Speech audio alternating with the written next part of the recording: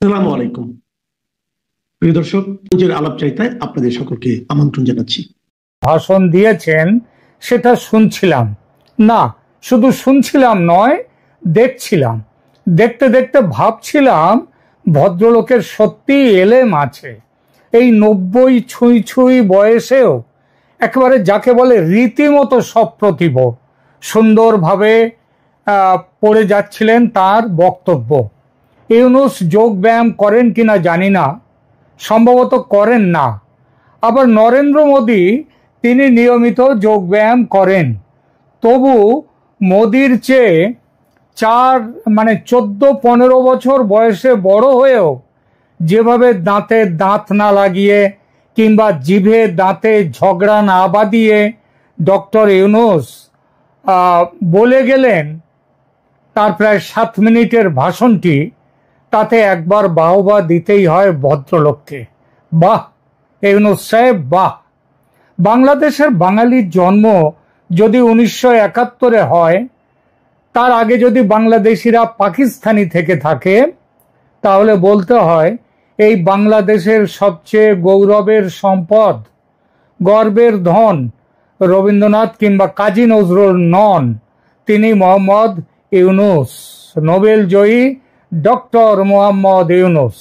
গত বছর আগস্টে দেশের মানুষের কাছে যার পরিচয় ছিল ফেরেশতা, তিনি এত বড় গর্বের সম্পদ বলেই তো গত বছর 5 আগস্টে কে নেবে জাতির ভার এই নিয়ে যখন সবার মাথার চুল প্রায় উঠে যাওয়ার মতো, তখন তাকে প্যারিস থেকে উড়িয়ে নিয়ে এসেছিল বিপ্লবের দূত এই ছাত্ররা। এমন মহান সম্পদ নিজেদের কাছে থাকতে অন্য কারো কথা ভাবা হবে কেন?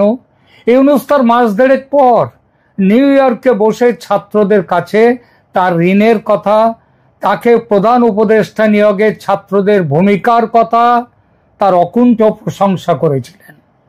জানিয়েছিলেন মেটিকুলাসলি ডিজাইন করা বিপ্লবে ছাত্রনেতাদের ভূমিকা। তার নিজের ভূমিকা কি ছিল সেটা অবশ্য তিনি বলেননি, নিজের কথা মুখ ফুটে অত বলা যায়? যাই হোক, এমনকি ওই বাচ্চাদের তিনি নিয়োগকর্তা পর্যন্ত বলে দিয়েছিলেন সেদিন। এই বিনয়ের, ইউনূস সাহেবের এই বিনয়ের প্রশংসা করতেই হয়। আরো গুণ আছে মানুষটার, মানুষটি নিমক হারাম নন, ওই সেনাপ্রধান ওয়াকার উজ্জামানের মতো। কেন বলছি কথাটা? দেখুন, ওয়াকার সাহেব সেনাপ্রধান হয়েছিলেন শেখ হাসিনার দয়ায়, সেই দয়ার দাম মিটিয়েছেন হাসিনাকে দেশ ছাড়া করে ক্ষমতায় বসা 1.5 মাসের মধ্যে। ইউনূস তা করেননি। তিনি ওই ছাত্র নেতাদের দয়ার দাম গত 1 বছর ধরে সমানে মিটিয়ে চলেছেন। বিপ্লবীরা, ছাত্ররা এন্তার ঘুষ খাচ্ছে, চাঁদাবাজি করছে, শুনছি মেয়েবাজিও করছে, এছাড়াও হাজার অন্যায় করছে, আর তিনি অন্ধ ধৃতরাষ্ট্রের মতো ক্ষমা করে যাচ্ছেন। এমন স্নেহ আছে যে মানুষটার মধ্যে, তাকে প্রশংসা না করে থাকা যায়? আপনারাই বলুন। ইউনূসের আরো অনেক প্রশংসার যোগ্য কাজ আছে, যেমন কি হলো জেমস, সৌরভ কিছু বলবে? হ্যাঁ প্রিয় দর্শক, আমার অফিস অ্যাসিস্ট্যান্ট জেমস এবং সৌরভ কিছু বলতে চাইছে।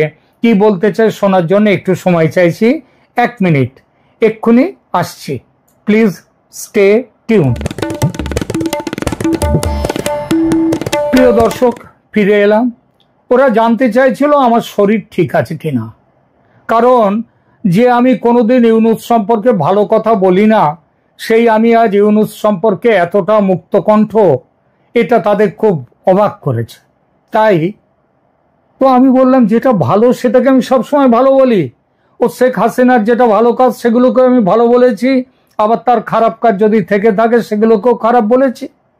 ইউনূস যেভাবে 5 আগস্ট উপলক্ষে চোখ পিটপিট না করে, থতমত না খেয়ে একের পর এক মিথ্যে কথাগুলো একেবারে অম্লান বদনে বলে গেলেন, যেভাবে হাসিনা আমলের ঘুষ খাওয়া নিয়ে অনেক কথা বললেন, এবং বলার সময় তার নিজের আমলের ঘুষ কালচার, ঘুষ খাওয়ার কথা মনেই পড়ল না তার।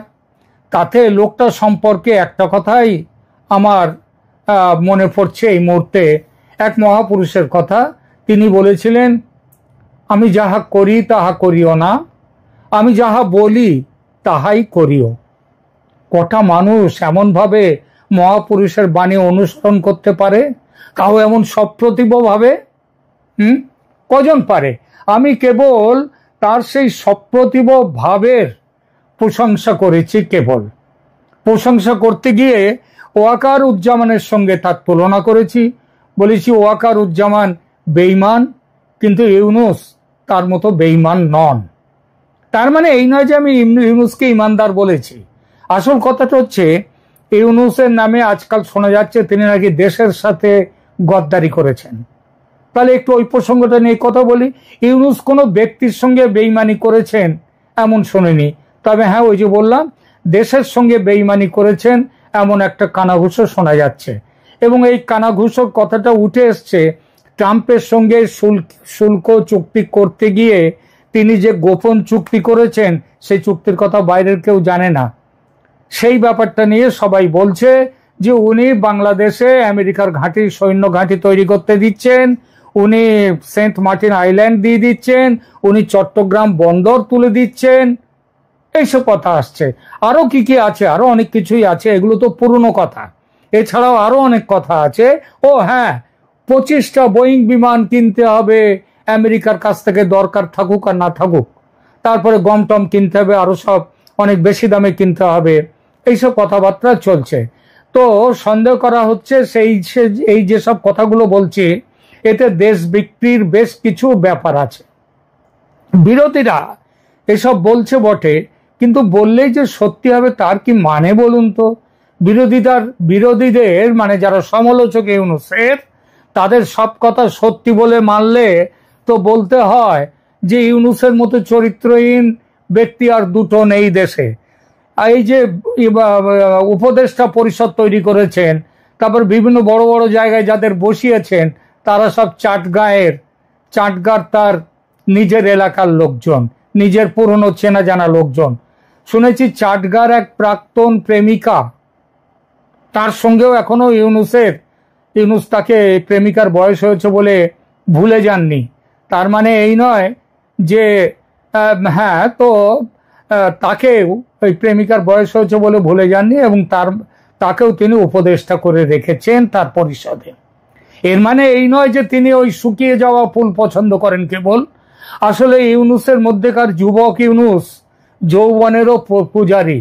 বিরোধীরা এই প্রসঙ্গে চিমটি কাটেন এক লামিয়া না কাকে নিয়ে, আমি জানি না, আমি আল্লাহ জানেন এর কতটা সত্যি। কারণ মানে সেই ক্ষমতা আছে কিনা ইউনুসের, আমি বিশ্বাস করি না।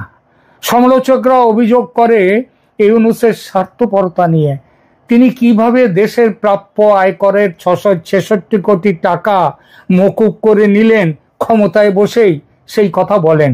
যদি মেনেও নিই অভিযোগ, তাহলে বলবো অন্য নেতারা হাজার হাজার কোটি টাকা দেশের টাকা মেরে বিদেশে পাঠিয়েছেন, সেই তুলনায় গত প্রায় 50 বছর ধরে তো এই জিনিস চলেছে, সেই তুলনায় ইউনুস নিয়েছেন মাত্র 666 কোটি টাকা। এটা তো বলুন আপনারা, এটা তো অন্যদের তুলনায় মাছি মারা। আপনারাই বলুন, মাছি মারলে পাপ হয়? হ্যাঁ, তিনি ক্ষমতায় বসে নিজের নামের সব মামলা তুলে নিয়েছেন আদালত থেকে, এটাও তার বিরুদ্ধে একটা বড় অভিযোগ। এতে তার কি দোষ বলুন তো? তার আইন উপদেষ্টা কি যেন আশিক না আসিফ কি জানি, আশিক নজরুল তো তুলে নিয়েছে সব মামলা। জজ সাহেবরাও দেখেছেন এসব মামলার দম নেই। ইউনুস নিজেই বলেছেন এসব মামলায় দম ছিল না, তাই জজ সাহেবরা রাজি হয়েছেন মামলা তুলে নেওয়ার সরকারি প্রপোজাল পাওয়াতে। এখানে ডক্টর ইউনুসের দোষ কোথায় বলুন তো? দর্শক, একটা কথা আছে, যাকে দেখতে নারী তার চলন বাঁকা। ইউনুসের ক্ষেত্রে তাই হয়েছে। 90 ছুঁই এই একটা বুড়ো মানুষ দিনরাত এক করে নাওয়া খাওয়া ভুলে প্রাণপাত করছেন। লামিয়া ম্যাডাম এত বোঝাচ্ছেন, কান দিচ্ছেন না। তিনি যদি কাজের থেকে বিশ্রাম নিতে একটু বেশি করে দেশের টাকায় বিদেশ যাত্রা করেন, তাতে দেশের লোকের চোখ টাটায় কেন? এইসব পাগলরা যাদের চোখ টাটায়, তারা বোঝে না যে প্রধান শাসক হয়ে নিজের টাকায় বিদেশ গেলে, আজে বাজে হোটেলে থাকলে তাতে তার দুর্নামের থেকে দেশের দুর্নাম বেশি।